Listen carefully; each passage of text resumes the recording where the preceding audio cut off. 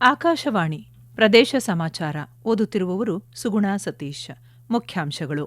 ನವದೆಹಲಿಯಲ್ಲಿಂದು ರಾಷ್ಟ್ರಪತಿ ದ್ರೌಪದಿ ಮುರ್ಮು ಅವರಿಂದ ಪದ್ಮ ಪ್ರಶಸ್ತಿ ಪ್ರದಾನ. ರಾಜ್ಯದ 5 ಗೌರವ. ಬಿಡದಿ ಟೌನ್ಶಿಪ್ ವಿಚಾರದಲ್ಲಿ ಕೇಂದ್ರ ಸಚಿವ ಕುಮಾರಸ್ವಾಮಿ ಅವರಿಂದ ರಾಜಕೀಯ, ಉಪಮುಖ್ಯಮಂತ್ರಿ ಡಾ ಜಿ. ಪರಮೇಶ್ವರ್ ಆರೋಪ. ರಾಜ್ಯದಲ್ಲಿ ಪ್ರವಾಸೋದ್ಯಮ ಉತ್ತೇಜಿಸಲು ಸರ್ಕಾರದಿಂದ ನಮ್ಮ ಗೈಡ್ ಆಪ್ ಹಾಗೂ ವೆಬ್ಸೈಟ್ ಬಿಡುಗಡೆ. ವಿಧಾನ ಪರಿಷತ್ ಚುನಾವಣೆಯಲ್ಲಿ ಅಡ್ಡ ಮತದಾನ ಮಾಡಿದವರನ್ನು ಕ್ಷಮಿಸಲು ಸಾಧ್ಯವಿಲ್ಲ, ಪ್ರತಿಪಕ್ಷ ನಾಯಕ ಆರ್. ಅಶೋಕ. ಮತ್ತು ಮತದಾರರ ಪಟ್ಟಿ ವಿಶೇಷ ಸಮಗ್ರ ಪರಿಷ್ಕರಣೆಗೆ ಜನತೆ ಸಹಕರಿಸುವಂತೆ ರಾಜ್ಯ ಮುಖ್ಯ ಚುನಾವಣಾಧಿಕಾರಿ ಮನವಿ. ರಾಷ್ಟ್ರಪತಿ ದ್ರೌಪದಿ ಮುರ್ಮು ಅವರು ಇಂದು ಸಂಜೆ ನವದೆಹಲಿಯ ರಾಷ್ಟ್ರಪತಿ ಭವನದಲ್ಲಿ ನಡೆಯುವ 2ನೇ ನಾಗರಿಕ ಪ್ರಶಸ್ತಿ ಪ್ರದಾನ ಸಮಾರಂಭದಲ್ಲಿ 2026ರ ಪದ್ಮ ಪ್ರಶಸ್ತಿಗಳನ್ನು ಪ್ರದಾನ ಮಾಡಲಿದ್ದಾರೆ. ರಾಷ್ಟ್ರಪತಿಗಳು 2 ಪದ್ಮ ವಿಭೂಷಣ, 7 ಪದ್ಮಭೂಷಣ ಮತ್ತು 56 ಪದ್ಮಶ್ರೀ ಸೇರಿದಂತೆ 65 ಪದ್ಮ ಪ್ರಶಸ್ತಿಗಳನ್ನು ಪ್ರದಾನ ಮಾಡಲಿದ್ದಾರೆ. ಪ್ರತಿಷ್ಠಿತ ಪದ್ಮಶ್ರೀ ಪ್ರಶಸ್ತಿಗೆ ರಾಜ್ಯದ 5 ಸಾಧಕರು ಭಾಜನರಾಗಿದ್ದು, ವೈದ್ಯಕೀಯ ಸೇವೆಗಾಗಿ ಡಾ ಪ್ರಭಾಕರ ಕೋರೆ, ಶಿಕ್ಷಣ ತಂತ್ರಜ್ಞ ಶಶಿಶೇಖರ್ ವೆಂಪತಿ, ಹಿಮೋಫೀಲಿಯಾ ರೋಗಿಗಳಿಗೆ ಉಚಿತ ಚಿಕಿತ್ಸೆ ಸಿಗುವಂತೆ ಮಾಡಿದ ವೈದ್ಯ ಡಾ ಸುರೇಶ್ ಹನಗವಾಡಿ, ಉದ್ಯಮಿ ಟಿಟಿ ಜಗನ್ನಾಥನ್, ಭಾರತೀಯ ರಕ್ಷಣಾ ವಲಯವನ್ನು ಸ್ವಾವಲಂಬಿಯಾಗಿಸಿದ ವಿಜ್ಞಾನಿ ಡಾ ಶುಭಾ ವೆಂಕಟೇಶ್ ಅಯ್ಯಂಗಾರ್ ಅವರು ಪ್ರಶಸ್ತಿ ಸ್ವೀಕರಿಸಲಿದ್ದಾರೆ. ಬಿಡದಿ ಟೌನ್ಶಿಪ್ ವಿಚಾರದಲ್ಲಿ ಕೇಂದ್ರ ಸಚಿವ ಎಚ್. ಡಿ. ಕುಮಾರಸ್ವಾಮಿ ರಾಜಕೀಯ ಮಾಡುತ್ತಿದ್ದಾರೆ ಎಂದು ಉಪಮುಖ್ಯಮಂತ್ರಿ ಡಾ ಜಿ. ಪರಮೇಶ್ವರ್ ಆರೋಪಿಸಿದ್ದಾರೆ. ಬೆಂಗಳೂರಿನಲ್ಲಿಂದು ಸುದ್ದಿಗಾರರೊಂದಿಗೆ ಮಾತನಾಡಿದ ಅವರು, ಟೌನ್ಶಿಪ್ ವಿಚಾರ ಕುರಿತಂತೆ ಕುಮಾರಸ್ವಾಮಿ ಅವರು ಸರ್ಕಾರಕ್ಕೆ ಸಲಹೆ ನೀಡಲಿ ಎಂದು ತಿಳಿಸಿದ್ದಾರೆ. ಈಗಾಗಲೇ ಕುಮಾರಸ್ವಾಮಿ ಅವರಿಗೆ ವಿಧಾನಸೌಧಕ್ಕೆ ಚರ್ಚೆಗೆ ಆಗಮಿಸುವಂತೆ ಮುಖ್ಯಮಂತ್ರಿ ಡಿಕೆ ಶಿವಕುಮಾರ್ ಪತ್ರ ಬರೆದಿದ್ದಾರೆ. ಚರ್ಚೆಗೆ ಆಗಮಿಸಿದರೆ ಮುಖ್ಯಮಂತ್ರಿಗಳು ಸೇರಿದಂತೆ ಸರ್ಕಾರದ ಎಲ್ಲ ಸಚಿವರು ಸೂಕ್ತ ಉತ್ತರ ನೀಡುವುದಾಗಿ ಹೇಳಿದ್ದಾರೆ.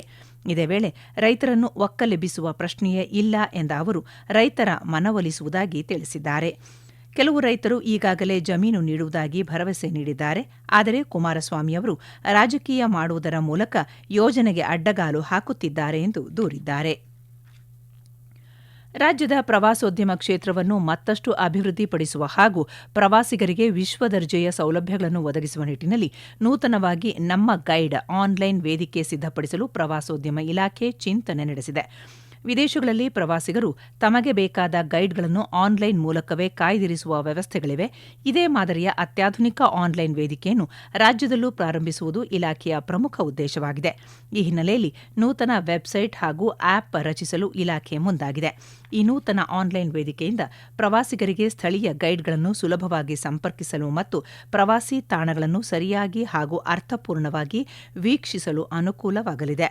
ಈ ವಿನೂತನ ವೇದಿಕೆ ನಿರ್ಮಾಣಕ್ಕಾಗಿ ರಾಜ್ಯದ ಪ್ರತಿಭಾವಂತ ನವೋದ್ಯಮಗಳಿಗೆ ಅವಕಾಶ ನೀಡಲಾಗುವುದೆಂದು ಇಂಧನ ಮತ್ತು ಪ್ರವಾಸೋದ್ಯಮ ಸಚಿವ ಕೆಜೆ ಜಾರ್ಜ್ ತಿಳಿಸಿದ್ದಾರೆ. ರಾಜ್ಯದಲ್ಲಿ ಕಾಂಗ್ರೆಸ್ ಸರ್ಕಾರ ಸ್ಥಿರ ಆಡಳಿತ ನೀಡುವಲ್ಲಿ ವಿಫಲವಾಗಿದೆ ಹಾಗೂ ಆಂತರಿಕ ಕಚ್ಚಾಟದಿಂದ ಸಚಿವ ಸಂಪುಟ ವಿಸ್ತರಣೆಯನ್ನು ವಿಳಂಬ ಮಾಡುತ್ತಿದೆ ಎಂದು ಪ್ರತಿಪಕ್ಷ ನಾಯಕ ಆರ್. ಅಶೋಕ ಆರೋಪಿಸಿದ್ದಾರೆ. ನವದೆಹಲಿಯಲ್ಲಿ ಸುದ್ದಿಗಾರರೊಂದಿಗೆ ಮಾತನಾಡಿದ ಅವರು, ಬಿಡದಿ ಟೌನ್ಶಿಪ್ ವಿಚಾರ ರೈತರ ಸಮಸ್ಯೆಯಾಗಿದ್ದು, ರೈತರೊಂದಿಗೆ ಚರ್ಚೆಯಾದರೆ ಮಾತ್ರ ಅದು ನಿಜವಾದ ಚರ್ಚೆಯಾಗಲಿದೆ ಎಂದು ಹೇಳಿದ್ದಾರೆ. ಇದೇ ವೇಳೆ ವಿಧಾನ ಪರಿಷತ್ ಚುನಾವಣೆಯಲ್ಲಿ ಅಡ್ಡ ಮತದಾನ ಮಾಡಿದವರನ್ನು ಕ್ಷಮಿಸಲು ಸಾಧ್ಯವಿಲ್ಲ ಎಂದು ಹೇಳಿದ್ದಾರೆ. ರಾಜ್ಯದಲ್ಲಿ ಇದೇ 30ರಿಂದ ಜುಲೈ 29ರವರೆಗೆ ಮತದಾರರ ಪಟ್ಟಿ ವಿಶೇಷ ಸಮಗ್ರ ಪರಿಷ್ಕರಣೆ ಎಸ್ಐಆರ್ ನಡೆಯಲಿದೆ. ಅರ್ಹ ಮತದಾರರು ಚುನಾವಣಾ ಪ್ರಕ್ರಿಯೆಯಿಂದ ವಂಚಿತರಾಗಬಾರದು ಹಾಗೂ ಯಾವುದೇ ಅನರ್ಹ ಹೆಸರುಗಳು ಮತದಾರರ ಪಟ್ಟಿಯಲ್ಲಿ ಉಳಿಯಬಾರದು ಎಂಬ ಉದ್ದೇಶದಿಂದ ಕೇಂದ್ರ ಚುನಾವಣಾ ಆಯೋಗವು ಪರಿಷ್ಕರಣೆ ನಡೆಸುತ್ತಿದೆ. ಈ ಕುರಿತಂತೆ ಆಕಾಶವಾಣಿಯೊಂದಿಗೆ ಪ್ರತಿಕ್ರಿಯಿಸಿರುವ ರಾಜ್ಯದ ಮುಖ್ಯ ಚುನಾವಣಾಧಿಕಾರಿ ಅನ್ಬು ಕುಮಾರ್, ರಾಜ್ಯದ ಜನತೆ ಎಸ್ಐಆರ್ಗೆ ಸಹಕರಿಸುವಂತೆ ಮನವಿ ಮಾಡಿದ್ದಾರೆ.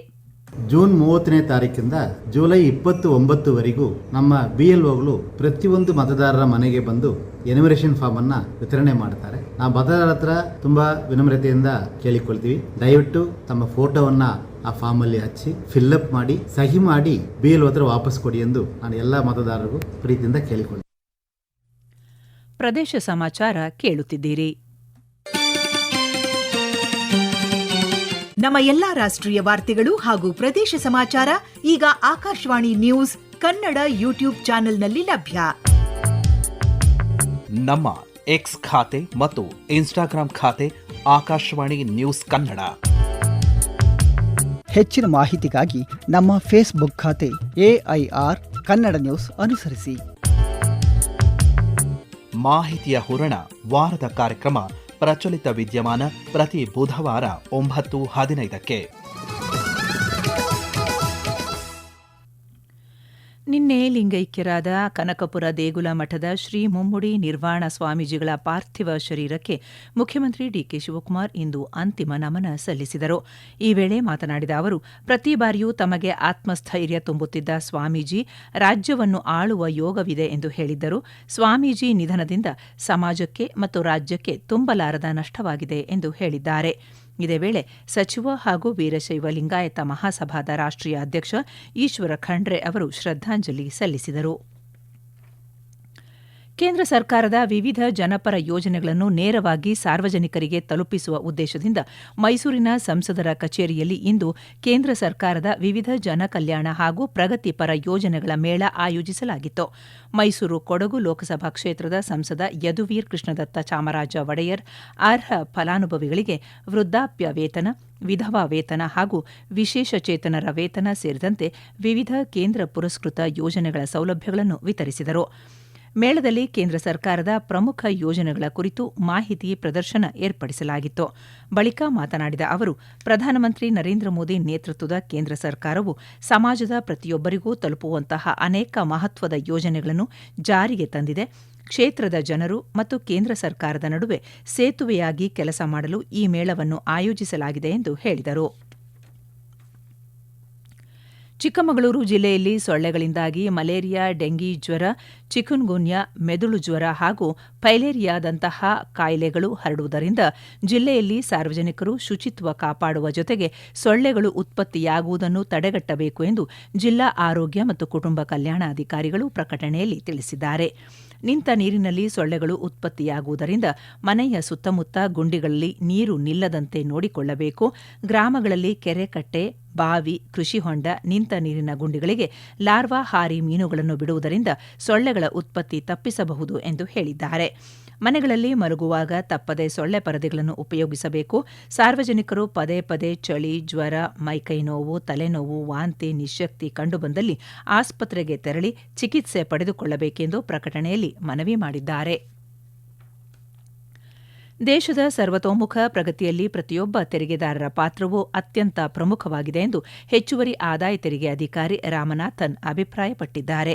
ಚಿತ್ರದುರ್ಗ ಜಿಲ್ಲಾ ಪಂಚಾಯತ್ ಕಚೇರಿಯ ಸಭಾಂಗಣದಲ್ಲಿ ಇಂದು ಆದಾಯ ತೆರಿಗೆ ಇಲಾಖೆ ವತಿಯಿಂದ ಹಮ್ಮಿಕೊಳ್ಳಲಾಗಿದ್ದ ಹೊಸ ಆದಾಯ ತೆರಿಗೆ ಕಾಯ್ದೆ 2025 ಕುರಿತ ವಿಶೇಷ ಜಾಗೃತಿ ಕಾರ್ಯಕ್ರಮವನ್ನು ಉದ್ಘಾಟಿಸಿ ಮಾತನಾಡಿದ ಅವರು, ಕೇಂದ್ರ ಸರ್ಕಾರವು ಸುಲಭ ತೆರಿಗೆ ವ್ಯವಸ್ಥೆಯನ್ನು ಜಾರಿಗೆ ತರುವ ಮೂಲಕ ತೆರಿಗೆ ಸುಧಾರಣೆಗೆ ಮಹತ್ವದ ಹೆಜ್ಜೆಯನ್ನಿಟ್ಟಿದೆ ಎಂದು ಹೇಳಿದ್ದಾರೆ. ಜಾಗತಿಕ ಮಟ್ಟದಲ್ಲಿ ಭಾರತದ ಆರ್ಥಿಕತೆಯನ್ನು ಬಲಪಡಿಸಲು ಮತ್ತು 2047ರ ವೇಳೆಗೆ ಅಮೃತ ಕಾಲದ ಗುರಿಯನ್ನು ತಲುಪಲು ಈ ತೆರಿಗೆ ವ್ಯವಸ್ಥೆಯು ಸಹಕಾರಿಯಾಗಲಿದೆ ಎಂದು ಅವರು ಹೇಳಿದ್ದಾರೆ. ರಾಯಚೂರಿನಲ್ಲಿ ಕುಡಿಯುವ ನೀರಿನ ಸಮಸ್ಯೆ ಮುಂದಿನ ದಿನಗಳಲ್ಲಿ ಸಾಕಷ್ಟು ಉಲ್ಬಣಗೊಳ್ಳುವ ಹಿನ್ನೆಲೆಯಲ್ಲಿ ಗಣೇಕಲ್ ಜಲಾಶಯದಿಂದ ರಾಂಪುರ ಕೆರೆಗೆ ನೀರು ತುಂಬಿಸುವ ಕೆಲಸ ತ್ವರಿತಗತಿಯಲ್ಲಿ ಪೂರ್ಣಗೊಳಿಸಬೇಕು ಎಂದು ಶಾಸಕ ಶಿವರಾಜ ಪಾಟೀಲ್ ತಿಳಿಸಿದ್ದಾರೆ. ಮಳೆ ಆಗದೇ ಇರುವ ಹಿನ್ನೆಲೆಯಲ್ಲಿ ರೈತರು ಬಿತ್ತನೆ ಮಾಡಿದ್ದು ಕಾಲುವೆಗೆ ನೀರು ಬಿಟ್ಟಾಗ ಬೆಳೆಗೆ ಹರಿಸಿಕೊಳ್ಳುವ ಸಾಧ್ಯತೆ ಇದೆ. ಈ ಹಿನ್ನೆಲೆಯಲ್ಲಿ ಜಿಲ್ಲಾ ಪೊಲೀಸ್ ವರಿಷ್ಠಾಧಿಕಾರಿ ಜೊತೆಗೆ ಸಭೆ ನಡೆಸಿ ಜಲಾಶಯದಿಂದ ರಾಂಪುರವರೆಗೆ ಪಾಲಿಕೆ ಸಿಬ್ಬಂದಿ ಪೊಲೀಸ್ ಬಂದೋಬಸ್ತ್ ಮೂಲಕ ಕೆರೆ ತುಂಬಿಸಿ ಎಂದು ಪಾಲಿಕೆ ಆಯುಕ್ತರಿಗೆ ಸೂಚನೆ ನೀಡಿದ್ದಾರೆ. ಈಗ ಮತ್ತೊಮ್ಮೆ ಮುಖ್ಯಾಂಶಗಳು. ನವದೆಹಲಿಯಲ್ಲಿಂದು ರಾಷ್ಟ್ರಪತಿ ದ್ರೌಪದಿ ಮುರ್ಮು ಅವರಿಂದ ಪದ್ಮ ಪ್ರಶಸ್ತಿ ಪ್ರದಾನ, ರಾಜ್ಯದ 5 ಗೌರವ.